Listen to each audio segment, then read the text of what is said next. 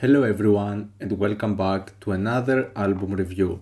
And in this video I'm going to review Smile by Katy Perry. Katy Perry, one of those pop artists that she has done some very standout hits in her career so far, but never an album that is standout. There has never been like a standout full-length moment in her career, and she hasn't made that many albums over the years, and for the time being everything she has done so far is pretty inconsistent with lots of hits and misses, and it was even more apparent with the last work Witness back in 2017, 3 years ago, which was an album that didn't go that well with the fans, and I can see why. It's a very average work that doesn't really have that much of a standout moment to it or something that really can grab your attention. It was really basic pop material. And getting into Smile, I think we get further into this idea of a painfully average and very standard album.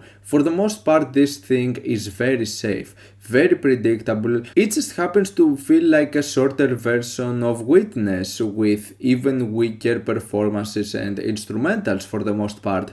Now the thing with Smile, like I said, is that we're talking about an actually short album, possibly the shortest one she has done so far, as this thing goes for around 36 minutes and only 12 tracks, so it would make for an album that, for what it is, it would actually possibly mean that it cuts the filler and just has all of the highlights, but really this shows that Katy Perry has no ideas anymore, and that it felt sort of like a desperate attempt to just release an album, even if there's not that much of a material to it. And this album had teaser after teaser after teaser track.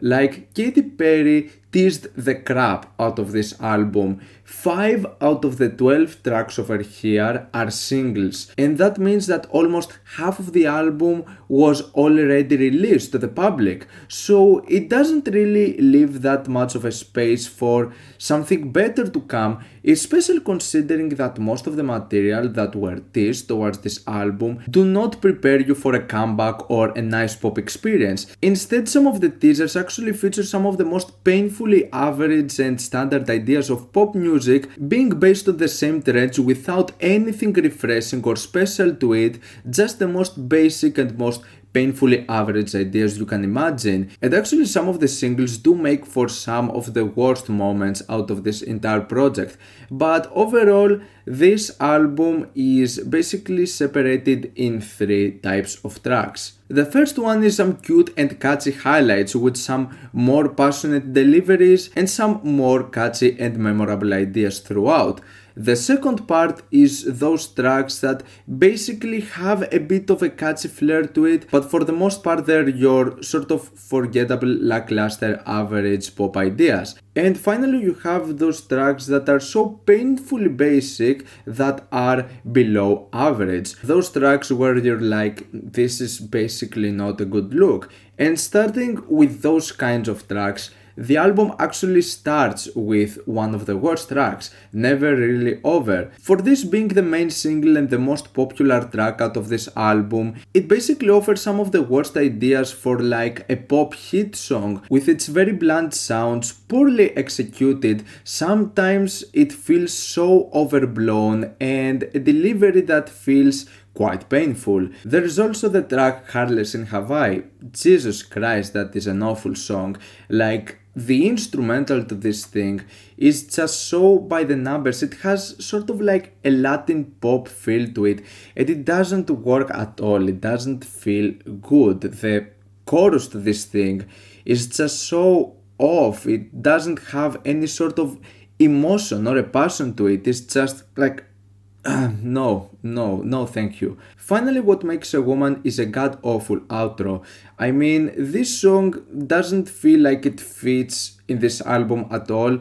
It is sort of like an acoustic ballad that you guess that it's going to progress and it just takes too long, but suddenly the song ends and it feels like it never began in the first place and that it led to absolutely nothing. It's the shortest moment, it's only 2 minutes, and I don't get why this song is so short, and moreover I don't get why this song was put in this album in the first place and why it was actually one of the teaser tracks, because there was nothing to this song that would make it sort of like a hit or like anything memorable to it. On the other hand, the best teaser track in my opinion was Daisies. I think that this song was appealing. I like the passionate and dynamic chorus, and I think that the production has some good elements. Its minimalism with the guitar and this beat works in its favor for the most part, and it makes for a kind of okay moment. Then some of my other favorite moments come with some of the deeper cuts, which were obviously the ones where I would at least expect something good out of this album after so many weak teaser tracks.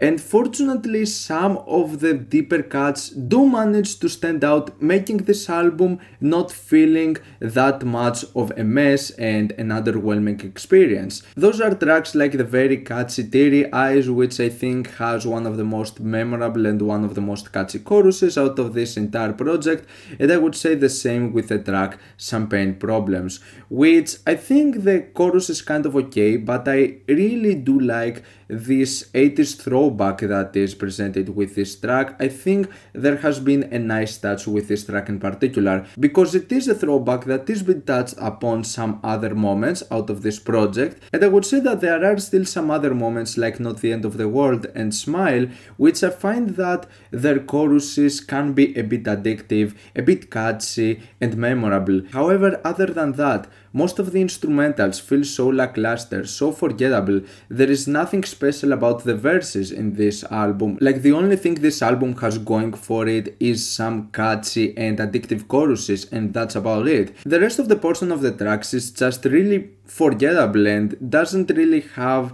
something to make them engaging. Either that has to do with the production or the very safe pacing and direction, or just the delivery from Katy Perry overall, which leads to a final result being a very mediocre pop album. The fact that this album is short actually saves it for being a bigger mess and a worse experience. Like, imagine this album actually having the length of Witness. Yeah, that wouldn't be good, but at least there were some cool and some okay moments out of this album, but there was nothing really all that memorable about this album. For the most part, it feels like it has more misses than hits. I don't know, it's just an average experience, an album that I don't see myself coming back to, and a weak effort from Katy Perry. I'm going to give Smile a 5- out of 10.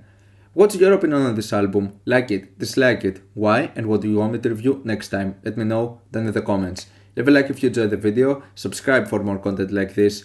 Thank you for watching, and I'll see you all in the next video. Goodbye.